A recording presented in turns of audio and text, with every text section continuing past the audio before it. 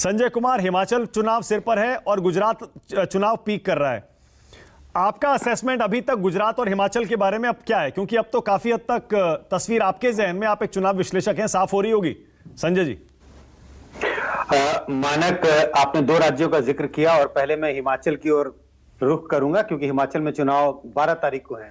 आपने कहा कि तस्वीर साफ हो रही होगी, बिल्कुल साफ नहीं हो रही है। एक पहाड़ी राज्य है, मुझे लगता है कि जिस तरह का वहां कंपटीशन दिखाई पड़ रहा है, तो मैं कहूं कि वो बादल अभी छंटे नहीं है, वहां पर धुंध सा छाया हुआ है हिमाचल में, और ये बिल्कुल साफ नहीं दिखाई पड़ रहा कि किस पार्टी को बढ़त है।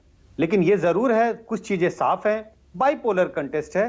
आम आदमी पार्टी ने दस्तक तो दी थी, लेकिन वो काफी पहले दस्तक दी थी और वो बिल्कुल एक तरह से चुनावी रेस से बाहर है हिमाचल में, और बिल्कुल क्लोज फाइट दिखाई पड़ रहा है आम आदमी, बीजेपी और कांग्रेस के बीच में। अब बढ़त किसको है, ये तो मुझे लगता है अब 8 दिसंबर को ही पता चलेगा। लेकिन दोनों पार्टियां अलग अलग स्ट्रैटेजी पे चुनाव लड़ रही हैं। कांग्रेस चाहती है कि लोकलाइज्ड इलेक्शन हो, लोकल मुद्दों पर चुनाव हो।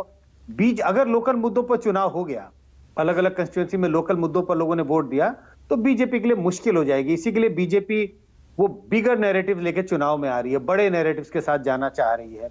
चाहे वो आप अगर मैनिफेस्टो को देखें, महिलाओं के मुद्दों पर उन्होंने बहुत फोकस किया है। अगर आप हिंदुत्व के मुद्दों को साइलेंटली कैसे उसको उठाने की कोशिश की गई है, ये बताया गया है कि जो हिंदू धार्मिक स्थल है उसके देखरेख के लिए और उसके रखरखाव और उसके सजावट के लिए खर्च की जाएगी।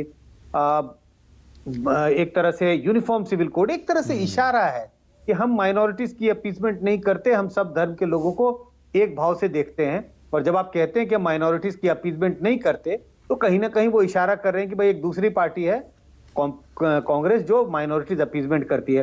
तो कुल मिला के जो मैं कह रहा हूं कि दोनों पार्टियां अलग अलग प्लेटफॉर्म पर, अलग अलग पिच पर बैटिंग कर रही हैं।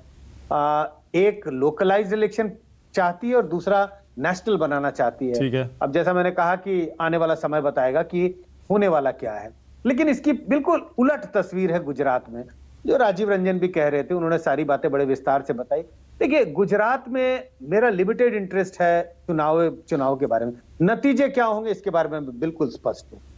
नतीजे में कोई उलटफेर नहीं होने वाला, बीजेपी चुनाव जीत रही है। नंबर 2 और 3 की लड़ाई है।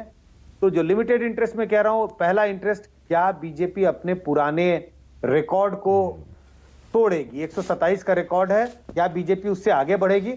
मेरा अपना अनुमान है बीजेपी उससे आगे जा रही है। इसकी ये वजह नहीं है कि बीजेपी सरकार के कामकाज को लोग जबरदस्त मतलब एक तरह से समर्थन कर रहे हैं। उसकी खास वजह यह है कि एंटी बीजेपी वोट बट रहे हैं कांग्रेस और आम आदमी पार्टी के बीच में, और वर्टिकल स्प्लिट सा दिखाई पड़ता है।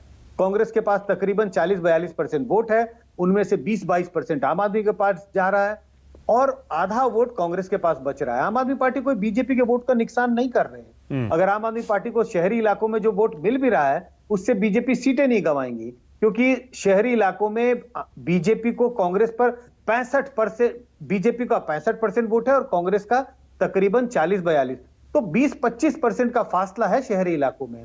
तो अगर शहरी इलाकों में आम आदमी पार्टी ने वोट काट भी लिए बीजेपी का, सीटें नहीं घटा पाएंगे बीजेपी की। तो कुल मिला के जैसा मैंने कहा, गुजरात बिल्कुल मैंडेट स्पष्ट है, बीजेपी बड़ी जीत की ओर अग्रसर दिखाई पड़ती है।